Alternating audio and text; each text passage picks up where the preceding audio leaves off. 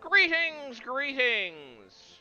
Welcome back to another game of Kaiserreich, Legacy of the Weltkrieg. We're here yet again. I don't know how long it's going to be until the next patch. Could be mere days, or it could be literally months. I don't know. Probably not the second one. Or probably the second one, not the first one. Either way, I'm trying to think, like, what are places we haven't played before? So we played something resembling Russia. We played Eastern Russia. We played multiple games in China. We played a game in Japan. We've done a lot of East Asia. We did a Germany game. We've done a Civil War in the United States games. We've done a Austria game forever ago. I haven't played as the Ottomans yet. I'm waiting till when the Commune and Union of Britain, like, actually get updated. Then I'm going to play as them. I will probably play as the Russians at some point. I don't know, maybe I'll play as, like, a minor, because it's fun. Maybe the Ukrainians. The Ukrainians tend to have a pretty great setup. But right now I'm playing as the Ottomans. The Ottomans are not that hard, evidently.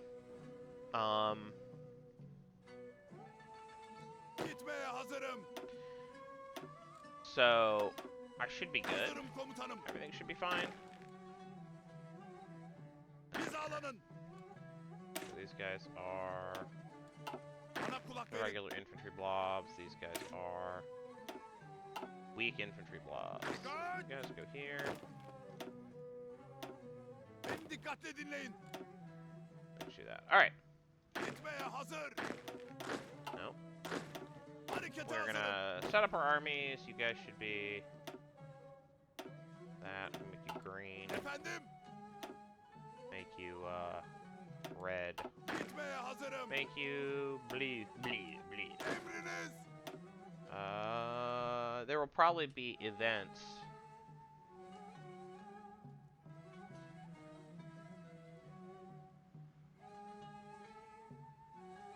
But whatever, we can work that out later. Cavalry. Who's good at attacking? Alright, you'll do.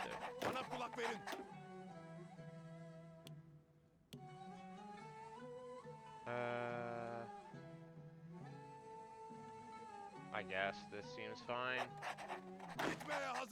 And you seem... probably want you. Alright. One thing. Emredersiniz efendim. Emriniz.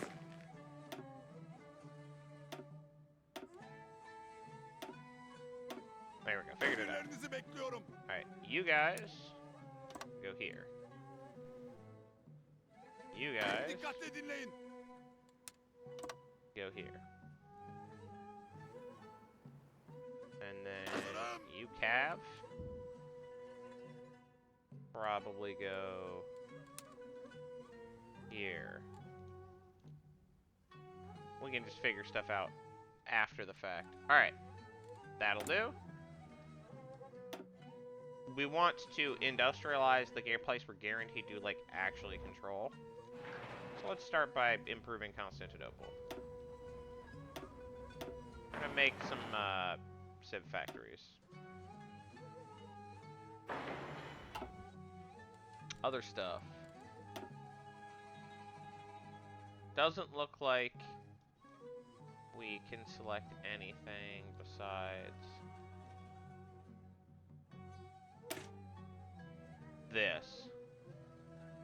Education decree. Okay. Dockyards. Okay, just production in general. We need to making a lot of airplanes for a nation that probably cannot put a ton of use into them. I think we'll just do that for now.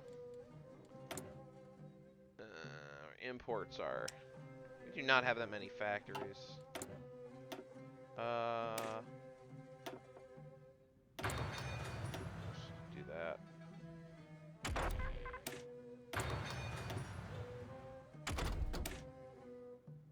Sure, man, whatever. Alright. Free dockyard. We have 3 of them. Alright.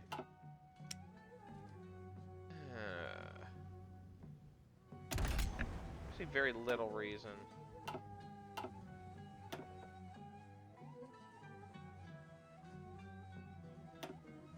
Yeah, Raider ship designer is fine. Let's make destroyers. Destroyers are fine. We also have 8 million... How many trains do we have? We're fine on trains. We need either of those. We have a bunch of stuff that we can conceivably do.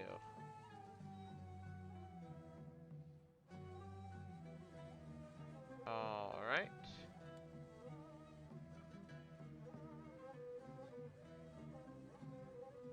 Huh. There's lots of decisions we can make. So...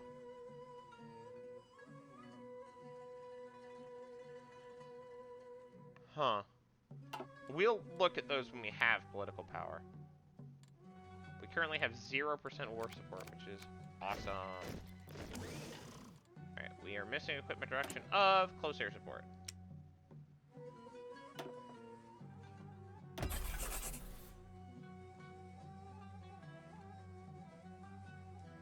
So we'll produce 1 of each aircraft for that. The Ottoman economy in 1936, aftermath of the infamous decade. When the dust settled in 1920 and there finally came an end to the almost decade of non-stop war, the economy of the Ottoman Empire lay in tatters. Not exactly a surprise. The manufacturing economy, which had seen a slow but steady growth in the CUP era, was knocked down as the effects of the Armenian massacres took their toll on the educated middle class. Yeah. Doctors, engineers, entrepreneurs all became critical jobs. Continued exodus by Greek Ottoman citizens in Asia Minor showed how devastating the national economy plan was to the ravaged nation. In a similar way, the agricultural sector was ruined as the real effects of the war began to sink in. The loss of the Anatolian Turkish population was mind-boggling, as almost 25% of the pre-war population was gone, leaving behind an abundance of land without the manpower to work it. Nonetheless, the Blind Porte did not sit idle, and plans for a swift recovery quickly drafted, but as the first post-war cabinet made it their #1 priority. Railroads left behind by investors of a nation no longer existing were nationalized.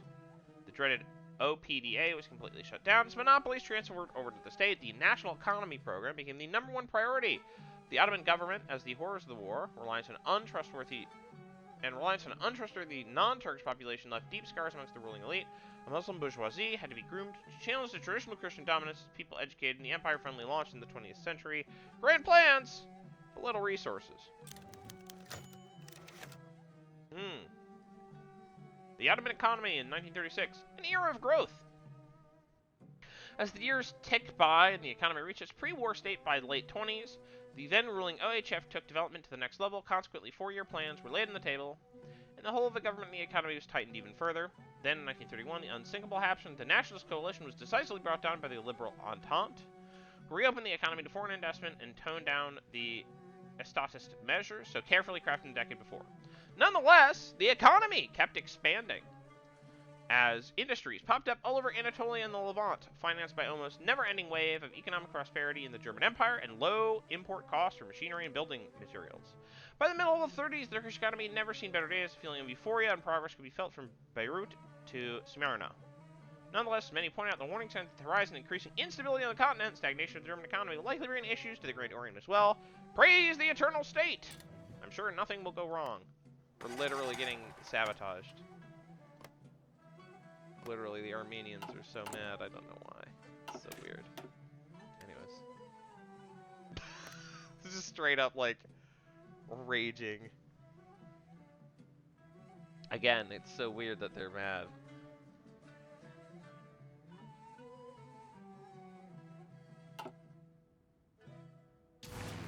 There's like a resistance button. Resistance button. Shockingly, that's a problem.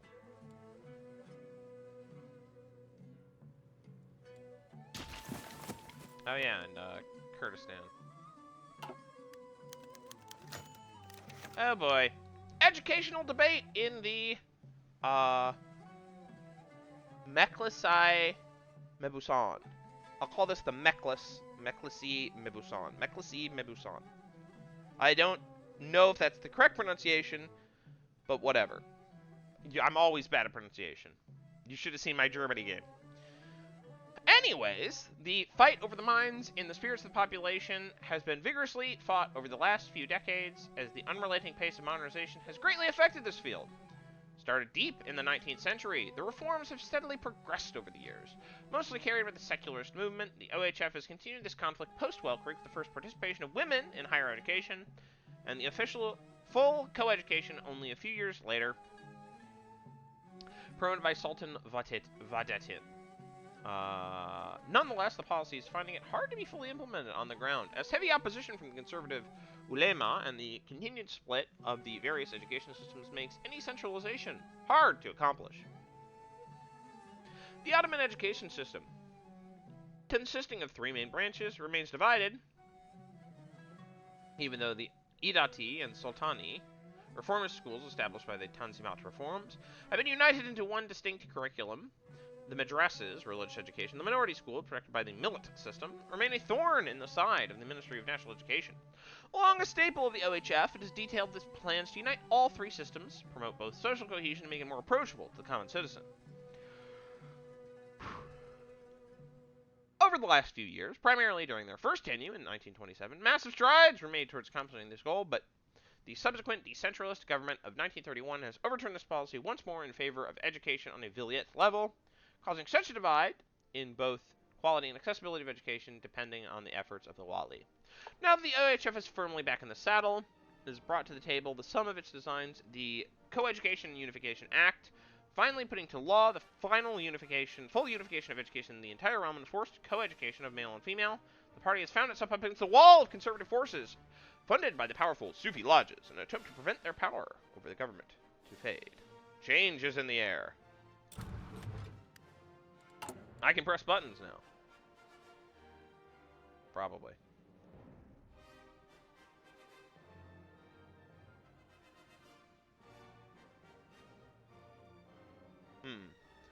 What should we prioritize? Integration.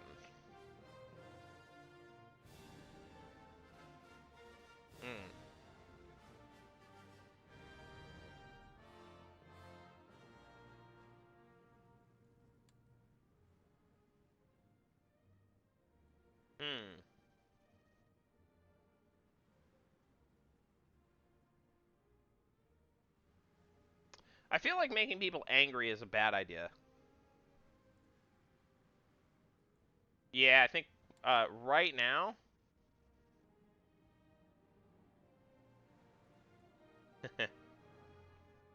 integrating the Kurdish velettes is probably a good idea.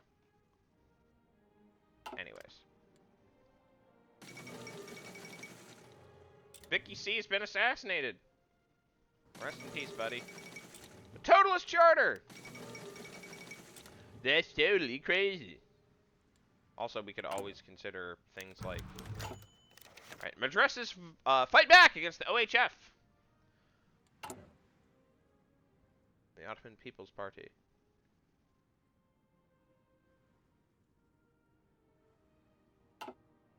Petition signed by 300 ulema from across the empire has reached the desk of the Grand Vizier earlier this week, as the nearing vote on the Co-Education Unification Act has stirred up commotion amongst the nation. Nonetheless, there's no united opposition to the act, even within the ulema themselves. Many are seeing the benefit of centralized education, some even openly expressing their support for the act. The vote approaches.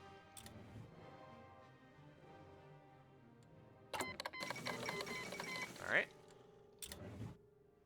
5th Anglo-Afghani War. Who cares about Afghanistan?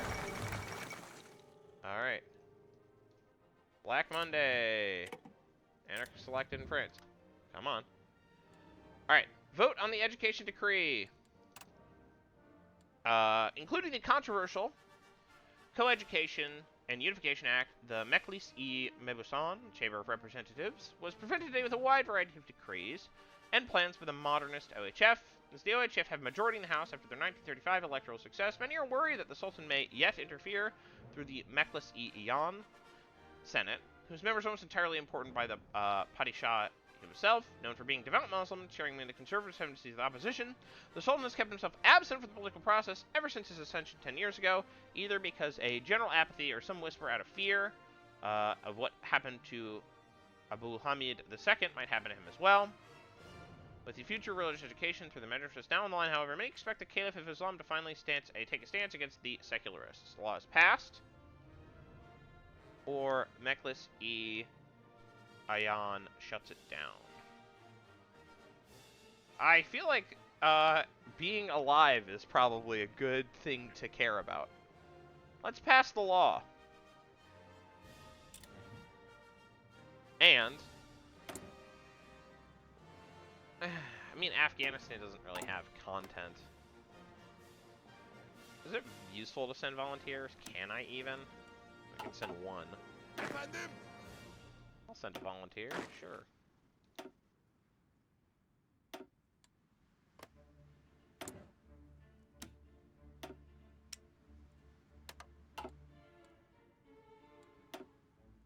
I got lots of nonsense left to do. Replace the penal code.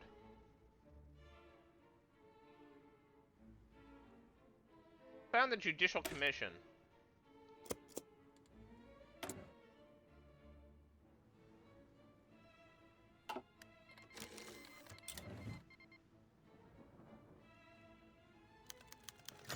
The Grand Vizier speaks to the international press. Speaking to editors of both Constantin and the international papers, the Grand Vizier has given a statement on the success of the vote and the expansion of the ministry. The decision taken by the Ottoman Parliament today is what the nation wanted, naturally and genuinely. There's no need to look at it as something extraordinary, showing off the stack of letters he received from intellectuals all over the empire. The Pasha has once again shown to the international press that people stand behind him. Whether or not this is actually the case is left vague, and opposition papers are already describing vividly how this is an affront to the proud traditions of our state. A grand success for the Ottoman nation. Surely everything is fine.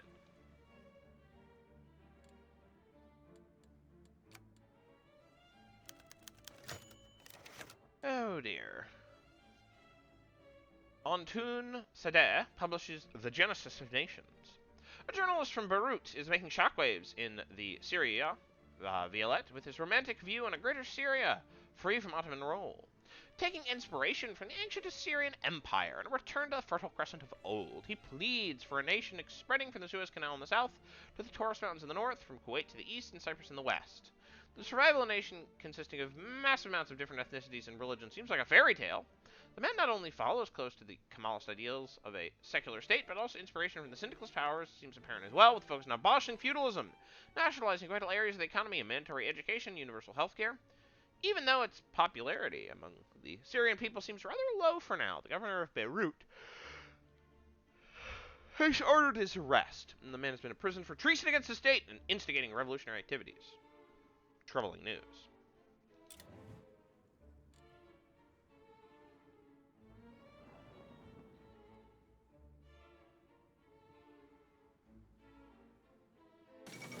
Austrian Empire withdraws from Italy. No surprises here.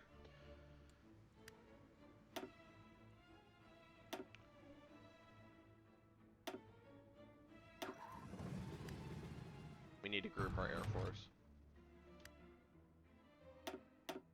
These two need to be merged, obviously. And we need to buy some probably German steel.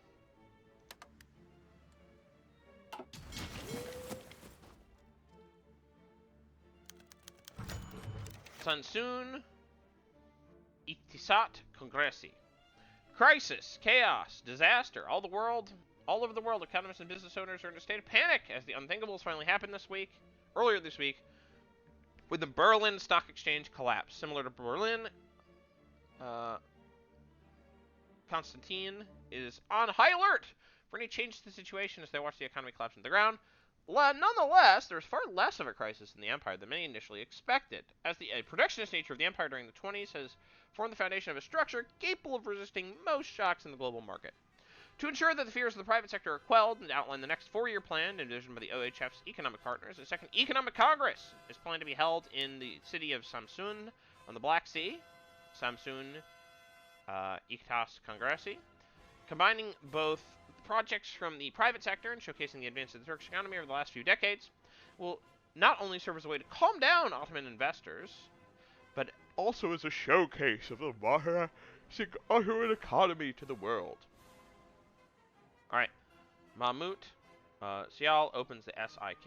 Alright, well, economic depression, bad for stability.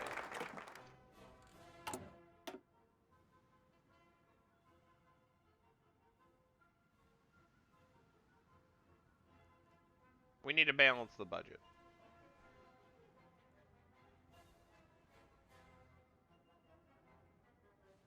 Oh dear.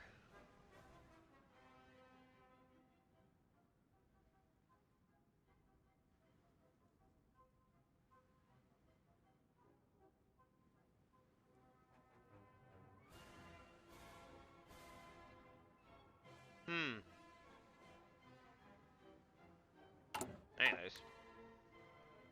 And illusion of Qing hegemony shatters. Divisions have headed to Kabul. Beni dikkatle dinleyin. I don't really know if I have much of a plan. I guess probably hold Peshawar is probably the extent of it. But I guess not. The war begins. Let's see, we probably want the... I don't know if we care that much.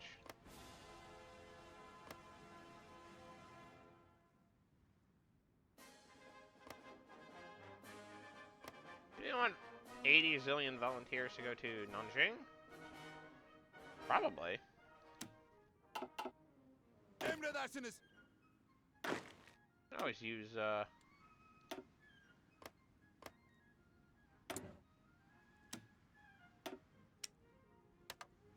more volunteer spam.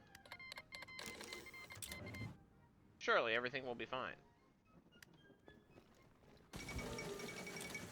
Hazırım komutanım. No, that's never going to amount to anything. Anyways, formation of the Moscow Accord. Tamar system. Yeah, I'm not doing that.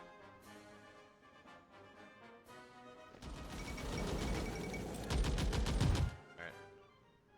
Crazy folks be crazy. It happens to the best of us. Nanjing is under attack.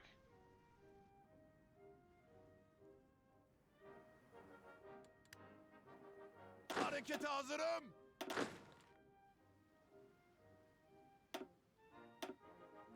Emredersiniz efendim. Harekete hazırım.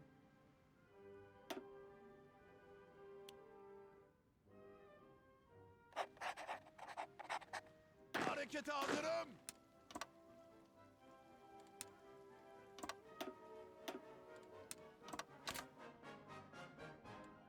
I'll do that. Why not? Why not? Efendim. I'll also install a garrison in Jeddah because why not?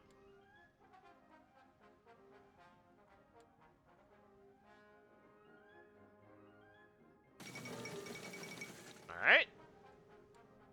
Krivich push. Okay. They're safe from revolution.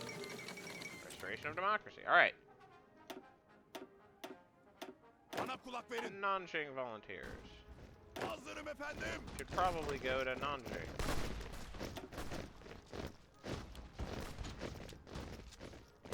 Sure. Hey! Renovation of the Topkapi Palace completed. In 1459, Mehmed the Conqueror ordered the construction of the Topkapi Palace, the former imperial residence of the House of Osman.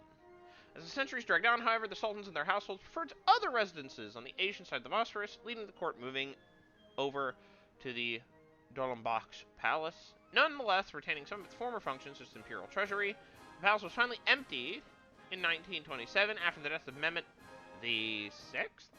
The year earlier, Sultan Abdülmecid II, a patron of the arts and a famous artist himself, subsequently granted the grounds to the Ottoman state, for use as a museum and art exposition. Closed for almost 8 years, the buildings were thoroughly renovated and restored in an attempt to once more show the splendor of the Ottoman Empire and hopefully rekindle the old Ottomanist spirit. Open with a splendid party in the Enderun, the old Sultan himself presented with a multitude of his own works and various masterpieces of contemporary Ottoman art to the gathered world press. The Saray-e Sasid Amari shines once more. Okay.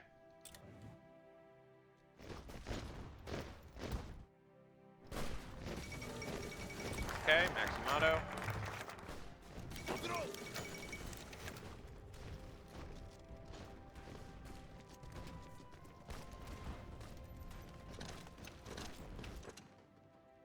William Pankhurst.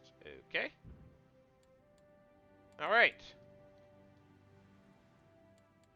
The civil code we have used since the Tanzimat era, or the Masil Code, was first codified in 1877. Based on Islamic Hanafi legal tradition, the code was the first enforcement of unified law over all Ottoman citizens. Previously, according to the millet system, used their own codes. For decades, the code has remained mainly unchanged. It is in the lives of many, still an ancient relic of a bygone era. As it is based on Islamic law, many of the reformists protest against it as they feel it's no place in the modern secular state. Christian Jewish citizens who previously used their own legal system remain discontent with it as well, and urge the government to reform, if not outright replace, the dated code. Mustafa Kemal, who is likewise averse to its non-secular character, has thus opened a debate into the exploration of legal reform, has formed a committee with the tasked with investigating possible judicial reforms, consisting of ulema, administrative personnel, and Ottoman representatives from all millets. The committee will hopefully find a solution agreeable to all parties involved, and shall present their findings as soon as possible. Another step for the reformists. OPAD strengthens their hold in the Mashriq. The Ottoman Party for Administrative Decentralization is making increased waves in the Mashriq, as various parties in the Greater Syria region were absorbed into the organization. Although a similar hand was reached out to the Arab parties in Iraq, the offer was politely declined for fear of increasing Damascene influence amongst the Arab movement was seen as counterproductive to the ultimate goal of Arab autonomy. They're only making themselves a bigger target. Pope dead. R.I.P. We probably want to install a single-party dictatorship.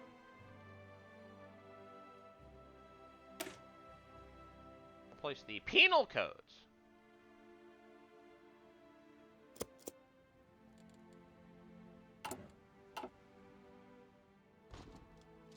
Hazırım efendim.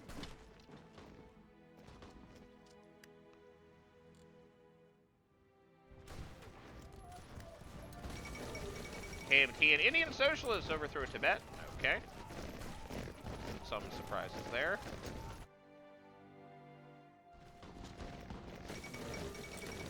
Gitmeye hazır. Pius elected as new pope. Good for him. Hazır ol. Emriniz.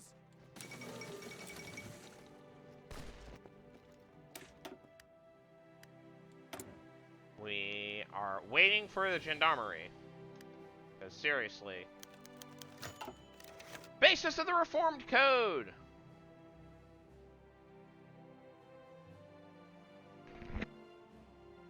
As the Sublime Committee for Judicial Reform is making progress, sifting through the 1851 articles of the Missal Code, majority of reformists in the committee have suggested looking towards the West for inspiration. Multiple different codes are being discussed as baseline, although overall tendency towards the Swiss Civil Code, both for its modernity and relatively easy application to the Empire, seems to be prevailing. Others point to the Austrian Empire's legacy as a multi-ethnic, multi-religious empire is eerily similar to our own. A small core of hardline ulema, however, have urged their committee members not to amend the proud traditions of the Sharia Code and have suggested reform to the Missal instead of a complete rewrite. The Austrian Civil Code seems like an interesting choice. I think that it actually makes a lot of sense.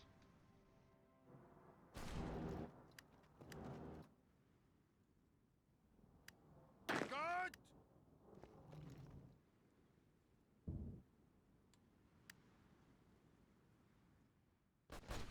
Harekete hazırım.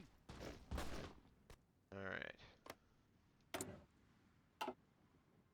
Gitmeye hazır.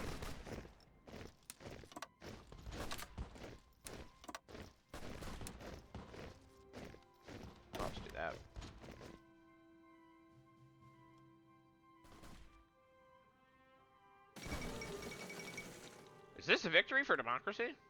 R.I.P. Manuel Carlos. LOL. Rip. Bozo.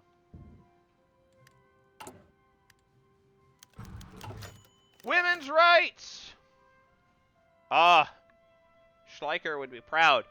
Under the Missel Code, the status of women and men around Persia remains a vastly different affair. Both the women's share of the inheritance and the weight of women's testimony in courts is half that of men. Subsequently, women are also barred from exercising all professions, which has given rise to a substantial emancipation movement clamoring for change as women during the Weltkrieg are forced to take up a wide variety of professions and bounded together in small movements to out their nonviolent protests against the empire. Education as well, prompted by late Vadetin, the late Vatetin, has allowed women to deeply involve them both in politics and has kindled in many a desire to perform a variety of strictly male professions. Polygamy and the vagueness of martial law are also up for reform, as they are not only seen as relics of the past, but an obstruction of future reforms. Legal marriage as well. Now, a voluntary action should be made compulsory, according to the Committee, for all Ottoman citizens, no matter their religion or ethnicity. Approved, or the place of women is subservient to men. If we're going to be modernists, we might as well be modernists. I am going to see you in the next episode. Bye-bye.